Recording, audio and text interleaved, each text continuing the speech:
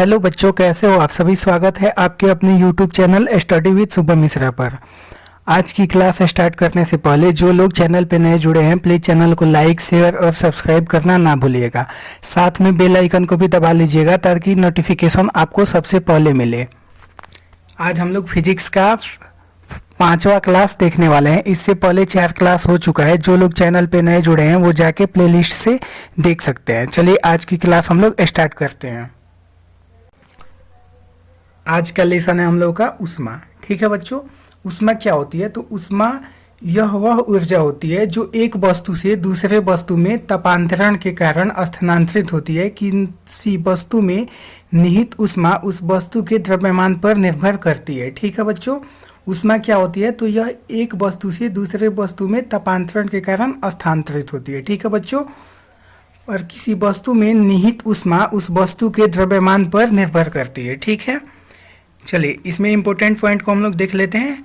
देखिए इसमें important point क्या है, एग्जाम में क्वेश्चन पूछ सकता है कि यदि 4.186 जूल का यांत्रिक कार्य किया जाए तो उत्पन्न ऊष्मा की मात्रा कितनी होगी। ठीक है, तो इसका आंसर क्या हो जाएगा बच्चों? 1 कैलोरी होगी। ठीक है, चलते हैं अगले पॉइंट पर। देखिए एग्जाम में क्वेश्चन पूछ सकता है कि ऊष्मा का SI मात्रक क्या होता है। तो ऊष्मा का SI मात्रक क्या होता है बच्चों? जूल होता है। ठीक है, देखिए आगे अगला पॉइंट देखते हैं हम लोग, कैलोरी। कैलोरी क्या होता है? तो 1 ग्राम जल का ताप 1 डिग्री सेल्सियस बढ़ाने के लिए आवश्यक ऊष्मा की मात्रा को हम लोग क्या बोलते हैं? कैलोरी बोलते हैं। ठीक है बच्चों, अब देखिए अंतर्राष्ट्रीय कैलोरी के विषय में हम लोग डिस्कस कर लेते हैं। ठीक है, अंतर्राष्ट्रीय कैलोरी क्या होता है बच्चों? 1 ग्राम शुद्ध जल का ताप 14.5 डिग्री सेल्सियस से 15.5 डिग्री सेल्सियस तक बढ़ाने के लिए आवश्यक ऊष्मा की मात्रा को हम लोग क्या कहते हैं? 1 कैलोरी कहा जाता है। ठीक है, अब देख लीजिए एक देख लेते हैं ब्रिटिश थर्मल यूनिट। ठीक है बच्चों, ब्रिटिश थर्मल यूनिट क्या होता है? 1 पाउंड जल का ताप 1 फ़ारेनहाइट बढ़ाने के लिए आवश्यक ऊष्मा की मात्रा को एक ब्रिटिश थर्मल यूनिट बोला जाता है। ठीक है बच्चों, यहाँ पे इंपॉर्टेंट पॉइंट ये है, इसको हम लोग देख लेते हैं। देखिए एग्जाम में क्वेश्चन पूछ सकता है कि एक ब्रिटिश थर्मल यूनिट किसके बराबर होता है? तो 252 कैलोरी के बराबर होता है। अगला पॉइंट है बच्चों, 1 कैलोरी किसके बराबर होता है? तो 4.186 जूल के बराबर होता है। ठीक है, ये भी एग्जाम में क्वेश्चन पूछ सकता है कि 1 किलो कैलोरी किसके बराबर होता है? तो 4186 जूल के बराबर होता है या 1000 कैलोरी के बराबर होता है। ठीक है, चलते हैं अगले पॉइंट पर हम लोग। देखिए अगला पॉइंट हम लोग का सेल्सियस पैमाना। ठीक है, सेल्सियस पैमाना क्या होता है? इस पैमाने का आविष्कार स्वीडन के वैज्ञानिक सेल्सियस ने किया था। ठीक है बच्चों, जो सेल्सियस पैमाना हम लोग इस्तेमाल करते हैं इसका आविष्कार किसने किया था? तो स्वीडन के वैज्ञानिक थे सेल्सियस, उन्होंने ही किया था। ठीक है, और सेल्सियस होता क्या है? तो देखिए इस पैमाने में हिमांक को 0 डिग्री सेल्सियस व भाप बिंदु को 100 डिग्री सेल्सियस अंकित किया जाता है। ठीक है, तथा इनके बीच की दूरी को 100 बराबर भागों में बांट देते हैं। प्रत्येक भाग को 1 डिग्री सेल्सियस कहते हैं। ठीक है बच्चों, एग्जाम में यहाँ से बस यही क्वेश्चन पूछ सकता है कि बताइए सेल्सियस पैमाना का आविष्कार किसने किया? तो किसने किया था बच्चों? स्वीडन के वैज्ञानिक सेल्सियस ने किया था। ठीक है, नेक्स्ट पॉइंट को हम लोग देख लेते हैं। अगला क्या है? फ़ारेनहाइट पैमाना। देखिए इसका आविष्कार जर्मन वैज्ञानिक फ़ारेनहाइट ने किया था। एग्जाम में क्वेश्चन पूछ सकता है कि फ़ारेनहाइट पैमाना का आविष्कार किसने किया था? तो किसने किया था बच्चों? जर्मनी के वैज्ञानिक थे फ़ारेनहाइट, उन्होंने ही किया था। ठीक है, और देखिए इसका हिमांक 32 फ़ारेनहाइट एवं भाप बिंदु 212 फ़ारेनहाइट है। ठीक है, इनके बीच की दूरी को कितने भागों में बांट देते हैं? तो 180 बराबर भागों में बांट दिया जाता है। ठीक है बच्चों, देखिए अगला देख लेते हैं केल्विन पैमाना। केल्विन पैमाना क्या होता है बच्चों? इसमें हिमांक 273 केल्विन एवं भाप बिंदु 373 केल्विन होता है। ठीक है, इन दोनों बिंदुओं के बीच की दूरी को 100 बराबर भागों में विभाजित किया जाता है तो केल्विन पैमाना का मान आता है। ठीक है बच्चों, चलते हैं अगले पॉइंट पर। अगला पॉइंट बहुत ही इंपॉर्टेंट है, इसको ध्यान से देखिएगा। ठीक है बच्चों, अगला पॉइंट है परम शून्य। परम शून्य क्या होता है बच्चों? यानी एब्सोल्यूट जीरो। देखिए सिद्धांत रूप से अधिकतम तापमान की कोई सीमा नहीं है, ठीक है ना बच्चों। किसी भी वस्तु के अधिकतम तापमान की कोई सीमा नहीं है, परंतु निम्नतम ताप की सीमा है, ठीक ना है। निम्नतम ताप की सीमा होती है और किसी भी वस्तु का निम्नतम ताप -273.15 डिग्री सेल्सियस से कम नहीं हो सकता। एग्जाम में क्वेश्चन क्या आएगा यहाँ पे कि किसी भी वस्तु का तापमान किससे कम नहीं हो सकता, ठीक है। तो इसका आंसर क्या हो जाएगा बच्चों, -273.15 डिग्री सेल्सियस से कम नहीं हो सकता है, ठीक है। इसे ही हम लोग क्या बोलते हैं बच्चों, परम शून्य ताप बोलते हैं, ठीक है। और केल्विन पैमाने पर ओके लिखते हैं हम लोग, ठीक है। देखिए ओके इजकल टू क्या होता है बच्चों, केल्विन पैमाना में ये -273.15 डिग्री सेल्सियस को क्या लिखेंगे, ओके लिखेंगे हम लोग, ठीक है बच्चों। और ये ओके का मान कितना होता है, तो -273.15 डिग्री सेल्सियस या 273.16 केल्विन होता है, ठीक है बच्चों। देखिए अगला पॉइंट क्या है, पहले सेल्सियस पैमाने को सेंटीग्रेड पैमाना कहा जाता था, ठीक है ना बच्चों। यानी सेल्सियस पैमाने का पुराना नाम क्या था, सेंटीग्रेड पैमाना था, ठीक है बच्चों। चलते हैं अगले पॉइंट पर। देखिए पारा -39 डिग्री सेल्सियस पर जमता है, अतः इससे निम्न ताप ज्ञात करने के लिए अल्कोहल तापमापी का प्रयोग किया जाता है। अल्कोहल -115 डिग्री सेल्सियस पर जमता है, ठीक है बच्चों। यहाँ पे क्वेश्चन क्या पूछ सकता है कि पारा का जमने का तापमान कितना होता है, ठीक है बच्चों। तो इसका आंसर क्या होगा, -39 डिग्री सेल्सियस, ठीक है। और देखिए इस पूछ सकता है एग्जाम में क्वेश्चन ये भी कि पारा का तापमान से, ठीक है, या -39 डिग्री सेल्सियस से कम तापमान वाले वस्तु का, ठीक है बच्चों, तापमान नापना हो तो किसका उपयोग करेंगे, तो अल्कोहल तापमापी का इस्तेमाल हम लोग करेंगे, ठीक है। क्योंकि ये -115 डिग्री सेल्सियस पर जमता है, ठीक है ना। यानी -115 डिग्री सेल्सियस से कम तापमान होगा, उसको ये आसानी से नाप सकता है, ठीक है। चलिए चलते हैं अगले पॉइंट पर। चलिए अगला पॉइंट हम लोग देख लेते हैं। देखिए एग्जाम में क्वेश्चन पूछ सकता है कि पैरा थर्मामीटर का आविष्कार किसने किया था, तो इसका आंसर क्या हो जाएगा बच्चों, फ़ारेनहाइट ने किया था, ठीक है। चलते हैं अगले पॉइंट पर। चलिए अगला पॉइंट हम लोग देख लेते हैं, विशिष्ट ऊष्मा। विशिष्ट ऊष्मा क्या होती है, तो देखिए किसी पदार्थ की विशिष्ट ऊष्मा की वह मात्रा है जो उस पदार्थ के एकांक द्रव्यमान में एकांक ताप वृद्धि उत्पन्न करती है, ठीक है बच्चों। यानी विशिष्ट ऊष्मा की वह मात्रा होती है जो उस पदार्थ के एकांक द्रव्यमान में एकांक ताप वृद्धि उत्पन्न करती है, ठीक है बच्चों। और विशिष्ट ऊष्मा को किससे डिनोट किया जाता है, तो इसे प्रायः C द्वारा व्यक्त किया जाता है या डिनोट किया जाता है, ठीक है बच्चों। देखिए एग्जाम में क्वेश्चन ये भी पूछ सकता है कि विशिष्ट ऊष्मा का SI मात्रक क्या होता है, तो विशिष्ट ऊष्मा का SI मात्रक जूल किलोग्राम केल्विन होता है, ठीक है बच्चों। अब देख लीजिए कुछ इंपॉर्टेंट पॉइंट को हम लोग डिस्कस कर लेते हैं। ये कुछ पदार्थ दिए हैं और उसके ऊष्माधारिता का मान दिया है, ठीक है बच्चों।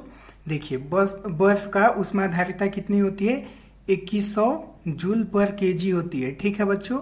और पारा का कितना होता है, 140 होता है जूल पर केजी। और देखिए लेड यानी शीशे का कितना होता है बच्चों, तो 130 जूल पर केजी होता है। लोहे का पूछे दे तो 460 जूल पर केजी होता है। केरोसिन तेल का पूछे तो 210 जूल पर केजी होता है। तथा अगर जल का पूछ दे बच्चों तो जल का कितना होता है, 4200 जूल पर केजी होता है, ठीक है। और एग्जाम में क्वेश्चन ये भी पूछ दे, ठीक है, कि किसकी विशिष्ट ऊष्मा सबसे अधिक होती है, तो इसका क्या आंसर हो जाएगा बच्चों, जल का होगा, ठीक है ना। यानी जल की विशिष्ट ऊष्मा सबसे अधिक होती है। चलिए चलते हैं हम लोग अगले पॉइंट पर। अगला पॉइंट है बच्चों जल का असामान्य प्रसार, ठीक है। देखिए इस पॉइंट को देख लेते हैं। प्रायः सभी द्रव गर्म किए जाने पर आयतन में बढ़ते हैं, ठीक है बच्चों। जितने भी द्रव हैं उनको गर्म किया जाता है जब, तो उनका आयतन बढ़ता है, ठीक है। इसके अपोजिट जल 0 डिग्री सेल्सियस से 4 डिग्री सेल्सियस तक गर्म किए जाने पर आयतन में घटता है, ठीक है बच्चों। जब जल को 0 डिग्री से 4 डिग्री सेल्सियस तक के बीच में गर्म किया जाता है तो उसका आयतन घटता है, तथा 4 डिग्री सेल्सियस के बाद गर्म करने पर आयतन में बढ़ना शुरू कर देता है, ठीक है। यानी 4 डिग्री सेल्सियस के बाद जब उसका तापमान बढ़ाया जाता है तो वो गर्म होना, सॉरी, आयतन बढ़ना स्टार्ट कर देता है, ठीक है। इसका मतलब ये हुआ बच्चों कि 4 डिग्री सेल्सियस पर जल का घनत्व तो अधिकतम होता है। यहाँ पे इम्पोर्टेंट पॉइंट यही है बच्चों, एग्जाम में क्वेश्चन पूछ सकता है कि जल का घनत्व अधिकतम कब होता है, तो 4 डिग्री सेल्सियस पर इसका घनत्व सबसे अधिक होता है, ठीक है बच्चों। चलते हैं अगले पॉइंट पर। अगला पॉइंट एग्जाम में क्वेश्चन पूछ सकता है कि ठोस में ऊष्मा का संचरण किस विधि द्वारा होता है, तो उसका आंसर क्या हो जाएगा बच्चों, चालन विधि द्वारा, ठीक है। चालन विधि द्वारा ठोस में ऊष्मा का संचरण होता है, ठीक है। चलिए चलते हैं अगले पॉइंट पर। देखिए, गैसों एवं द्रवों में ऊष्मा का संचरण संवहन द्वारा होता है, ठीक है बच्चों। एग्जाम में क्वेश्चन पूछ सकता है गैसों या द्रवों में ऊष्मा का संचरण किसके द्वारा होता है, तो संवहन के द्वारा होता है, ठीक है। अब देखिए, एग्जाम में क्वेश्चन ये भी पूछ सकता है कि वायुमंडल किस विधि के द्वारा गर्म होता है, ठीक है। तो वायुमंडल गर्म होता है संवहन विधि के द्वारा, ठीक है। तो इसका आंसर आप लोग याद रखिएगा, ये भी पॉइंट इंपॉर्टेंट है। चलिए चलते हैं अगले पॉइंट पर। देखिए, न्यूटन का शीतलन नियम, ठीक है बच्चों। देखिए, न्यूटन ने शीतलन का क्या नियम दिया, इसको विषय में हम लोग डिस्कस कर लेते हैं। देखिए, समान अवस्था रहने पर विकिरण द्वारा किसी वस्तु के ठंडे होने की दर तथा उसके चारों ओर माध्यम के तापांतर के अनुक्रमानुपाती होता है, ठीक है बच्चों। देखिए, ये डेफिनेशन एग्जाम में नहीं पूछता है कभी, ठीक है। एग्जाम में क्वेश्चन पूछ सकता है कि न्यूटन का शीतलन का नियम क्या है। तो देखिए बच्चों, न्यूटन का शीतलन नियम कहता है कि जब वस्तु जैसे जैसे ठंडी होती जाएगी उसके ठंडे होने की दर कम होती जाएगी, ठीक है। या एग्जाम में क्वेश्चन ऐसे भी पूछ सकता है, वस्तु जैसे जैसे ठंडी होती है उसके ठंडे होने की दर कम होती जाती है। यह सिद्धांत किसने दिया, तो इसका आंसर क्या हो जाएगा, न्यूटन ने दिया था, ठीक है। अगला पॉइंट है किर्कहॉफ का नियम, ठीक है बच्चों। इन्होंने क्या नियम दिया, देखिए, इनके अनुसार अच्छे अवशोषक ही अच्छे उत्सर्जक होते हैं, ठीक है बच्चों। किर्कहॉफ ने नियम क्या दिया था कि जो अच्छे अवशोषक होते हैं वही अच्छे उत्सर्जक होते हैं, ठीक है। इसका एग्जाम्पल क्या हुआ, तो देख लीजिए, अंधेरे कमरे में यदि एक काली और एक सफेद वस्तु को समान ताप पर गर्म करके रखा जाए तो काली वस्तु अधिक विकिरण उत्सर्जित करेगी, अतः काली वस्तु अंधेरे में अधिक चमकेगी, ठीक है बच्चों। एग्जाम में क्वेश्चन पूछ सकता है कि अंधेरे कमरे में यदि एक काली और एक सफेद वस्तु को समान ताप पर गर्म करके रखा जाए तो काली वस्तु अधिक विकिरण उत्सर्जित करती है। यह सिद्धांत किसने दिया, तो ये सिद्धांत किसने दिया बच्चों, किर्कहॉफ का नियम ये बताता है, ठीक है। चलिए चलते हैं अगले पॉइंट पर। देखिए, अगला पॉइंट क्या है बच्चों, अवस्था परिवर्तन तथा गुप्त ऊष्मा, ठीक है बच्चों। तो देखिए, इसको डिस्कस कर लेते हैं। देखिए, निश्चित ताप पर पदार्थ का एक अवस्था से दूसरी अवस्था में परिवर्तित होना अवस्था परिवर्तन कहलाता है, ठीक है बच्चों। अवस्था परिवर्तन में पदार्थ का ताप नहीं बदलता है, ठीक है ना। एग्जाम में क्वेश्चन पूछ सकता है कि अवस्था परिवर्तन में निम्नलिखित में से क्या नहीं बदलता है, तो उसका आंसर क्या हो जाएगा, उसका तापमान नहीं बदलता है, ठीक है। देखिए, त्रिक बिंदु, ये पॉइंट इंपॉर्टेंट है, ध्यान रखिएगा। त्रिक बिंदु क्या होता है बच्चों, वह बिंदु जिस पर तीनों अवस्थाएं ठोस, तरल एवं गैस तीनों एक साथ पाई जाती है, ठीक है। त्रिक बिंदु वह बिंदु होता है बच्चों जिस पर ठोस, तरल और गैस तीनों अवस्थाएं पाई जाती है। तो एग्जाम में इसे क्वेश्चन कैसे पूछ सकता है कि वह कौन सा बिंदु है जिस पर ठोस, तरल एवं गैस तीनों अवस्थाएं पाई जाती है, तो इसका आंसर क्या हो जाएगा बच्चों, त्रिक बिंदु, ठीक है। चलते हैं अगले पॉइंट पर। देखिए, अगला पॉइंट क्या है, गलनांक।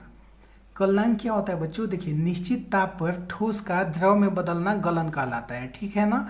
तथा इस निश्चित ताप को ही ठोस का गलनांक हम लोग कहते हैं। अब देख लीजिए, अगला पॉइंट क्या है, हिमांक। हिमांक क्या होता है, तो निश्चित ताप पर द्रव का ठोस में बदलना हिमीकरण कहलाता है तथा इस निश्चित ताप को द्रव का हिमांक कहते हैं, ठीक है बच्चों। चलिए चलते हैं अगले पॉइंट पर। देखिए, जो पदार्थ ठोस से द्रव में बदलने पर सिकुड़ते हैं जैसे बर्फ, उनका गलनांक दाब बढ़ाने पर घटता है, ठीक है बच्चों। एग्जाम में क्वेश्चन कैसे पूछ सकता है, देखिए, जो पदार्थ ठोस से द्रव में बदलने पर सिकुड़ते हैं उनका गलनांक दाब बढ़ाने पर क्या होता है, तो दाब बढ़ाने पर उनका गलनांक घटता है, ठीक है। तथा जो पदार्थ ठोस से द्रव में बदलने पर फैलते हैं उनका गलनांक दाब बढ़ाने पर बढ़ता है। ठीक है, चलते हैं अगले पॉइंट पर।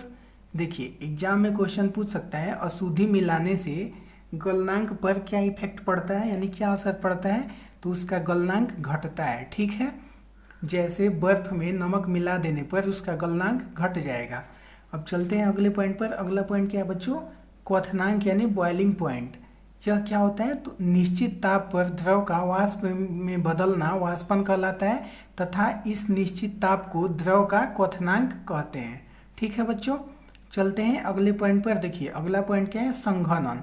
संघनन क्या होता है, निश्चित ताप पर वाष्प का द्रव में बदलना संघनन कहलाता है। ठीक है बच्चों, देखिए अगला पॉइंट है दाब बढ़ाने पर क्वथनांक बढ़ता है।